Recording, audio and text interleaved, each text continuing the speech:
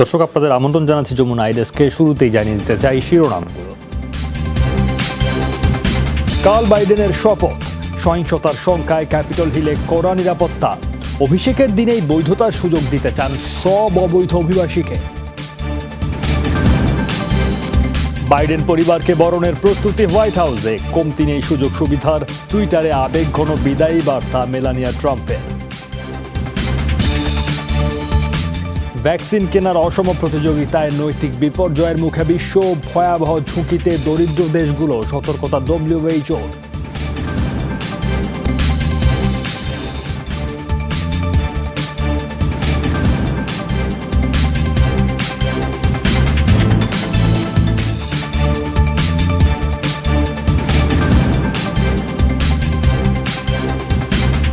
এসব খবরে বিস্তারিত নিয়ে সঙ্গে আছি সৌমিত্র শুভ।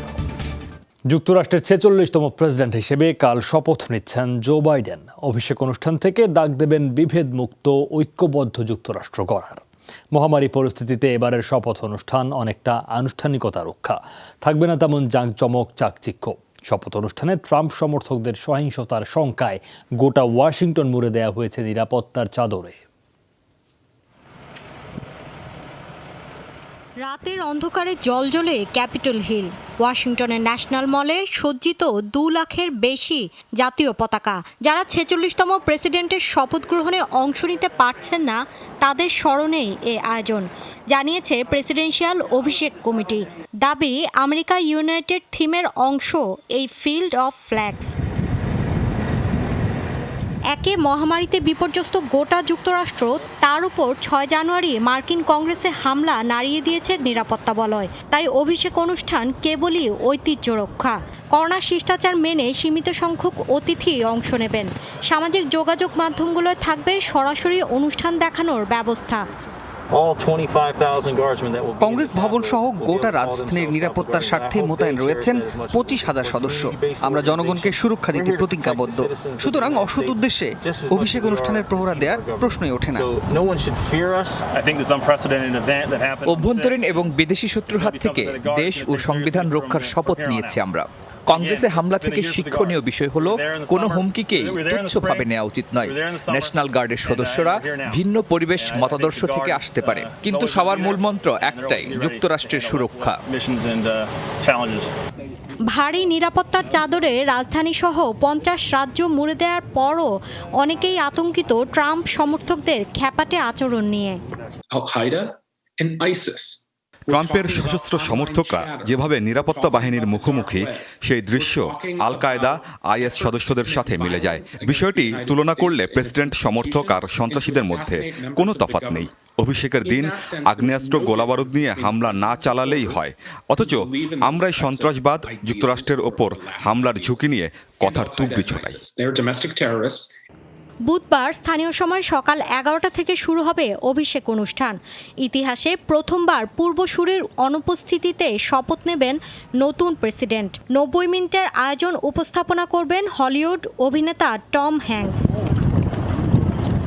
মৌলি ইসলাম, যমুনা নিউজ। অভিষেকের দিনেই যুক্তরাষ্ট্রে বসবাসরত সব অবৈধ অভিবাসীকে বৈধতার আওতায় আনার প্রস্তাব দেবেন জো বাইডেন। পরিকল্পনা রয়েছে শর্ত পূরণ সাপেক্ষে 8 বছরের মধ্যে সবাইকে নাগরিকত্ব দেয়ার। গণমাধ্যম বলছে, কোনো কাগজপত্র ছাড়া যুক্তরাষ্ট্রে থাকা প্রায় 1,10,00,000 অবৈধ অভিবাসী পাবেন এই সুবিধা। বার্তা সংস্থা AP জানায়, এবছর 1 জানুয়ারির আগে মার্কিন ভূখণ্ডে প্রবেশ করেছেন এমন অভিবাসীদের পর্যবেক্ষণ করবে প্রশাসন।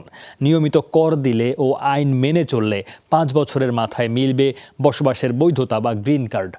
এর 3 বছরের মাথায় মিলবে নাগরিকত্ব। আরও দ্রুত বৈধতা পাবেন কৃষি শ্রমিক এবং শৈশবে যুক্তরাষ্ট্রে ঢোকা তরুণ অবৈধ অভিবাসীরা। বিদায়ী প্রেসিডেন্ট ডোনাল্ড ট্রাম্পের কট্টর অভিবাসন বিরোধী নীতিমালার বিপরীতে এসব পদক্ষেপ নিতে যাচ্ছেন বাইডেন। অভিবাসী ভোটারদের প্রতি এমন নির্বাচনী প্রতিশ্রুতিও ছিল তার। ব্রিটেন, ইইউভুক্ত দেশ আর ব্রাজিলের ওপর ভ্রমণ নিষেধাজ্ঞা বহাল রাখবে যুক্তরাষ্ট্রের নবনির্বাচিত সরকার।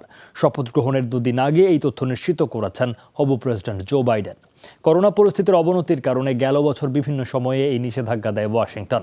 এক সপ্তাহের মধ্যে নিষেধাজ্ঞা প্রত্যাহারের নির্দেশ দিয়ে সোমবার ডিক্রি জারি করে ট্রাম্প প্রশাসন। বাইডেনের শপথ গ্রহণের 6 দিন পর আগামী 26 জানুয়ারি নিষেধাজ্ঞার শেষ দিন বলে উল্লেখ করা হয় ডিক্রিতে। মেয়াদ শেষ হওয়ার একদিন আগে এই সংক্রান্ত আদেশে স্বাক্ষর করেন প্রেসিডেন্ট ট্রাম্প। এতে চীন আর ইরানের ওপর ভ্রমণ নিষেধাজ্ঞা অব্যাহত রাখার কথাও বলা হয়। পরে টুইট বার্তায় বিদায়ী সরকারের এই সিদ্ধান্ত নাকচের কথা জানায় বাইডেন প্রশাসন। একদিন পরই পালাবদল হচ্ছে বিশ্বে ক্ষমতার অন্যতম প্রধান কেন্দ্র হোয়াইট হাউসে। আগামী 4 বছরের জন্য আধুনিক বিশ্বের সবচেয়ে বিখ্যাত ভবনের বাসিন্দা হচ্ছেন জো বাইডেন। হোয়াইট হাউস নামটি শুনলেই চোখের সামনে ভেসে ওঠে প্রাসাদ সম এক বাড়ি। পালাবদলের এই মুহূর্তে চলুন জেনে নেই হোয়াইট হাউসের আদ্যপান্ত।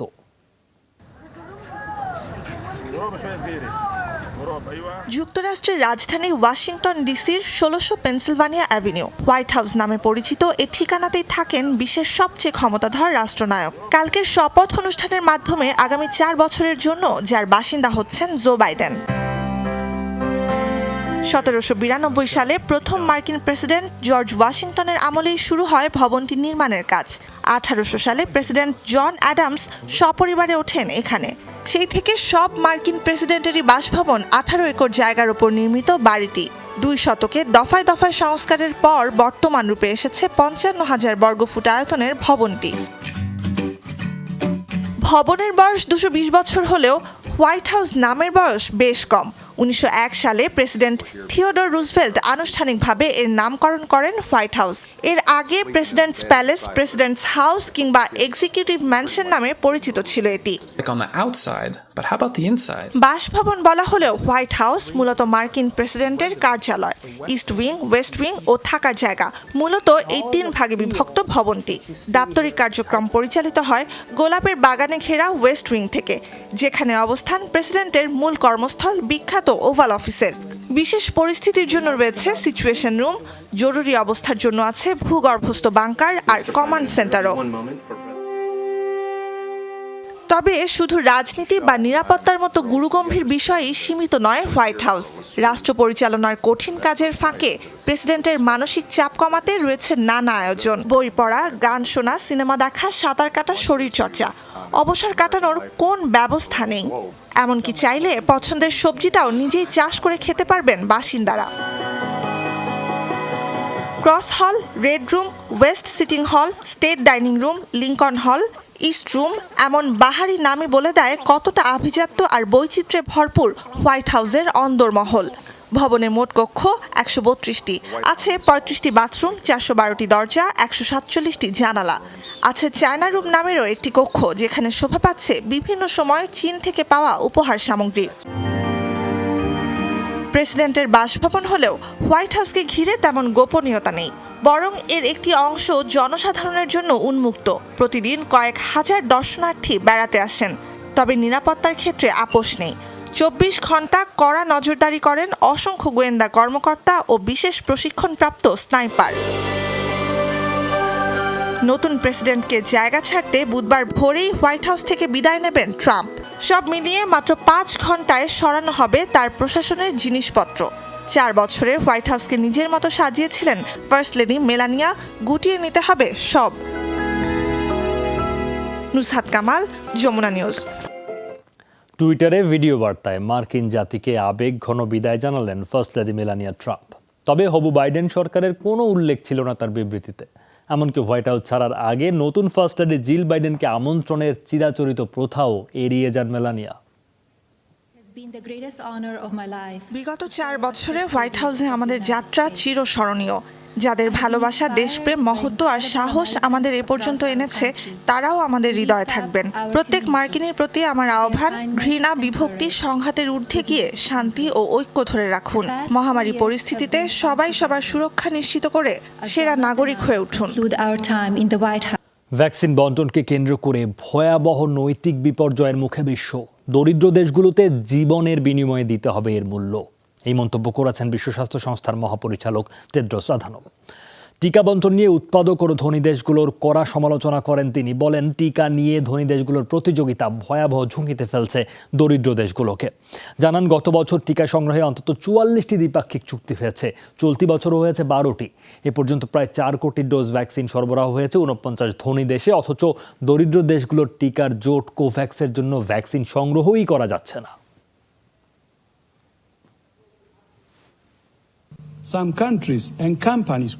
কিছু দেশ ও কোম্পানি কেবল দ্বিপাক্ষিক চুক্তিকে গুরুত্ব দিচ্ছে।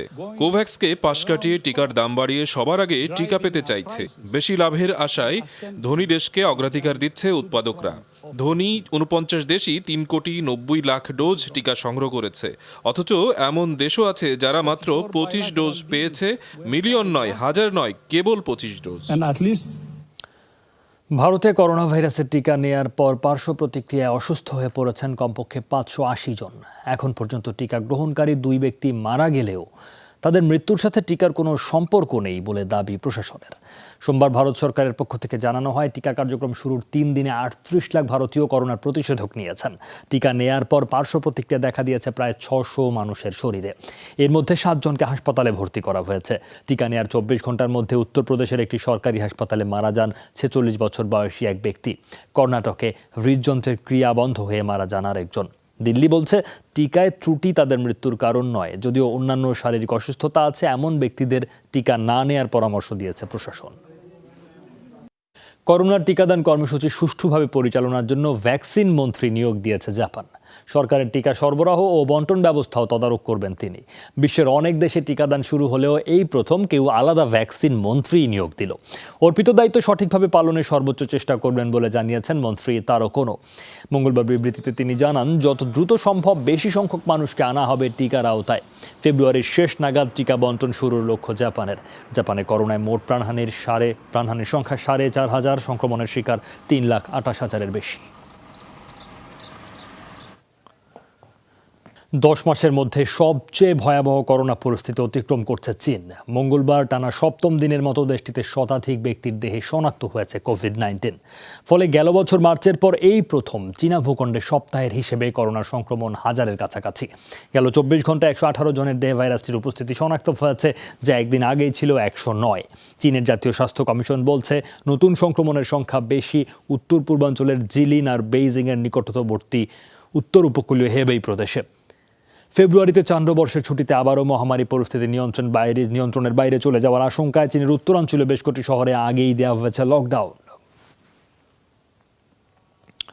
24 ঘন্টায় আরও প্রায় 10,000 প্রাণ কেড়ে নিল করোনা ভাইরাস। নতুন সংক্রমণ শনাক্ত প্রায় 5 লাখ। এ নিয়ে মোট প্রাণহানি 20.5 লাখ ছুঁই। আক্রান্ত 9,60,00,000-এর মতো। সোমবার 1500 মৃত্যুতে যুক্তরাষ্ট্রে মোট প্রাণহানি 4,09,000-এর কাছাকাছি। দ্বিতীয় সর্বোচ্চ 650-র বেশি প্রাণহানি ছিল জার্মানিতে। 600 মৃত্যুতে বিশ্বের 5ম দেশ হিসেবে প্রাণহানি 90,000 ছুঁয়েছে যুক্তরাজ্যে। দিনে 450 থেকে 500 মৃত্যু দেখেছে Colombia, Italy, France, Argentina, Brazil ও রাশিয়া। ব্রাজিলে এ পর্যন্ত প্রাণহানি 2,10,000-এর বেশি। দৈনিক মৃত্যু কমলেও ভারতে মৃতের সংখ্যা 1,52,000-এর বেশি। মেক্সিকোতে এই সংখ্যা 1,41,000। দেশের বেশিরভাগ মানুষ টিকা কর্মসূচির আওতায় এলেও চলতি বছর পুরোপুরি সীমান্ত খুলে দেবে না অস্ট্রেলিয়া। সোমবার এই ঘোষণা দিয়েছেন দেশটির স্বাস্থ্যমন্ত্রী। জানান, বড় জনগোষ্ঠী টিকা নিলেই তা ভাইরাস বিস্তার ঠেকাবে কিনা তা নিশ্চিত নয়। তাই সীমান্তে কড়াকড়ি অব্যাহত থাকবে। দীর্ঘ সময় ধরেই আন্তর্জাতিক পর্যটকদের জন্য বন্ধ অস্ট্রেলিয়ার দরজা। বিশেষ প্রয়োজনে সুযোগ থাকলেও কোয়ারেন্টাইন নীতি মানা বাধ্যতামূলক। কর্তৃপক্ষের বাধা উপেক্ষা করেই যুক্তরাষ্ট্র অভিবাসন প্রত্যাশীদের ঢল অব্যাহত গুয়াতেমালা সীমান্তে। সোমবারও নিরাপত্তা বাহিনীর সাথে সংঘাতে জড়ায় হাজারো মানুষ। মেক্সিকো সীমান্তবর্তী একটি এলাকা থেকে শতাধিক অভিবাসীর একটি দলকে সরিয়ে দেয় নিরাপত্তা বাহিনী। এদের বেশিরভাগই হন্ডুরাসের নাগরিক। অবৈধ অভিবাসীদের ঠেকাতে টিয়ার গ্যাস ও লাঠিচার্জ করে পুলিশ। নাগরিকদের ফিরিয়ে নিতে হন্ডুরাস সরকারের প্রতি আহ্বান জানিয়েছে গুয়াতেমালা। গত কয়েকদিন ধরে গুয়াতেমালা পাড়ি দিয়ে মেক্সিকো প্রবেশের চেষ্টা করছে প্রায় 8,000 অভিবাসন প্রত্যাশীর একটি দল। তবে তাদের আটকাতে কঠোর অবস্থানে গুয়াতেমালা ও মেক্সিকো। বিক্ষোভ সহিংসতায় এখনও উত্তাল তিউনিসিয়া। আন্দোলনের 4 দিনে আটক করা হয়েছে 6 শতাধিক বিক্ষোভকারীকে। গেল কয়েকদিনের মতো সোমবার সকাল থেকে রাজধানী তিউনিসে বিক্ষোভে জড়ো হতে থাকে আন্দোলনকারীরা। অর্থনৈতিক সংকট ও দ্বিতীয় দফা লকডাউনের বিরুদ্ধে ক্ষোভ জানায় তারা। বেলা গড়ানোর সাথে সাথে বাড়ে উত্তেজনা। পুলিশকে লক্ষ্য করে পাথর ও পেট্রোল বোমা ছুঁড়ে মারে বিক্ষুব্ধরা। জবাবে টিয়ার গ্যাস ও জল কামান ব্যবহার করে নিরাপত্তা বাহিনী। রাজধানীর বাইরেও বেশ কয়েকটি শহরে ছড়ায় সহিংসতা। এক মেষপালকের সাথে পুলিশের দুর্ব্যবহারের ভিডিও ভাইরালের পর থেকেই উত্তপ্ত আরব দেশটি।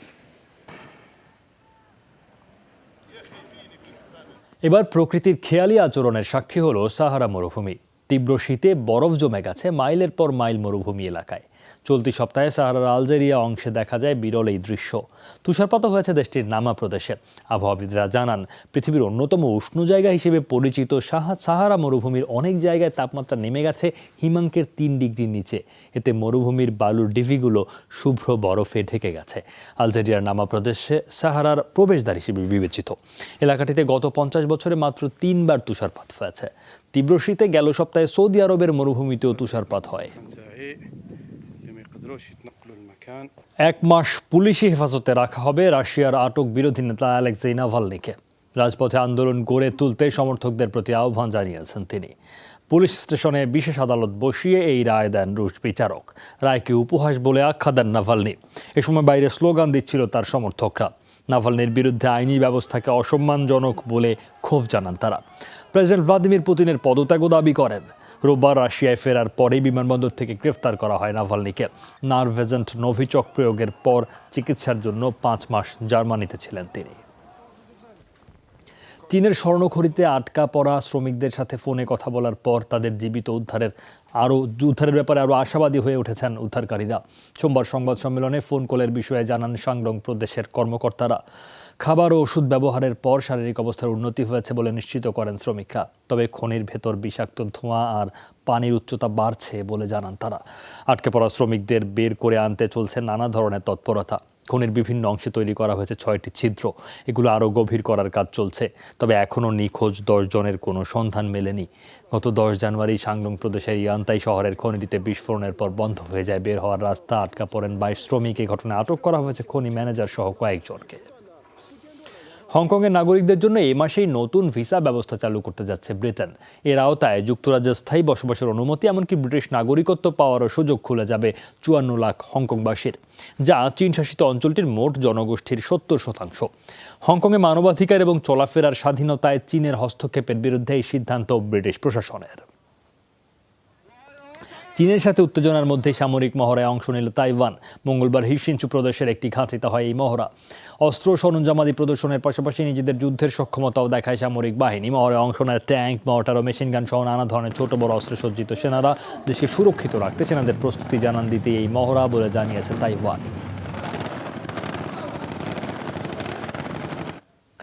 এই ছিল যমুনা আইডেস্কে। এতক্ষণ সাথে থাকার জন্য সবাইকে ধন্যবাদ।